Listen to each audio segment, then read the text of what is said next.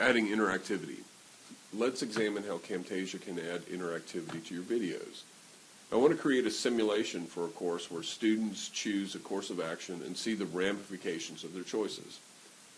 As an example, we will use a mock example from a history course.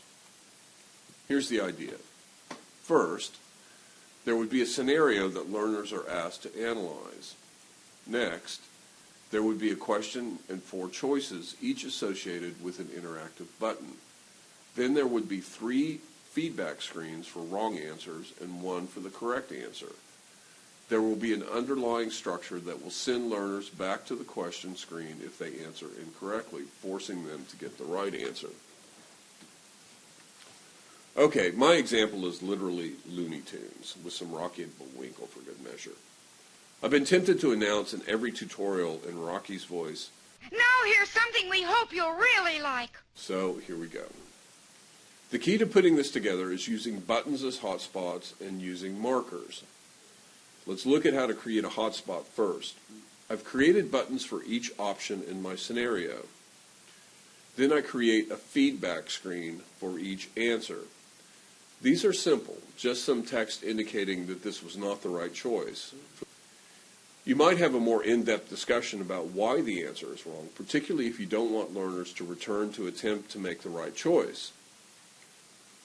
On each button, I choose Make Hotspot, then Hotspot Properties. I choose the destination as the marker I've already created. This is at the beginning of the feedback screen. Don't worry, we'll talk about markers in just a second. So each hotspot has a unique marker associated with it. Notice that I've named the markers so I can easily understand to what decision they are associated. I do this with all the buttons, and then I make sure that pause at the end of callout is checked. This will stop the video's progress until a user makes a choice. So when a user clicks a button, they are taken to a feedback screen. If you want learners to return to answer the question again, you need to create buttons on each feedback screen to take them back to the decision point. Therefore, you're creating a loop, and the only way for a learner to escape the loop is to get the correct answer.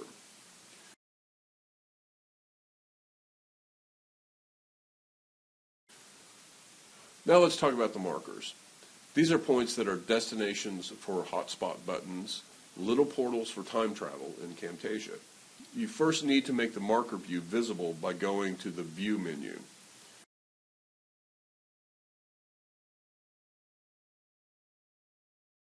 You go to Edit, Markers, Add a Timeline Marker, which will place a new marker at the playhead location. Then you will probably want to name the marker descriptively so you can pick it out of the crowd of markers.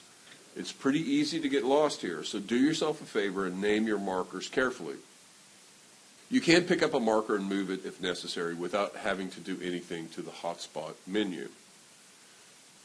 That's really the basic mechanism. Of course, you will be tempted to create longer narratives where one wrong decision leads to another wrong decision and another wrong decision until you've bankrupted your imaginary company or lost your job or triggered nuclear Armageddon.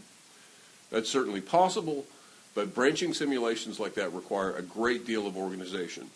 You will probably want to create a flowchart of choices outside of Camtasia to guide you, but you probably also don't want each decision to have 3 decisions that have their own pathways.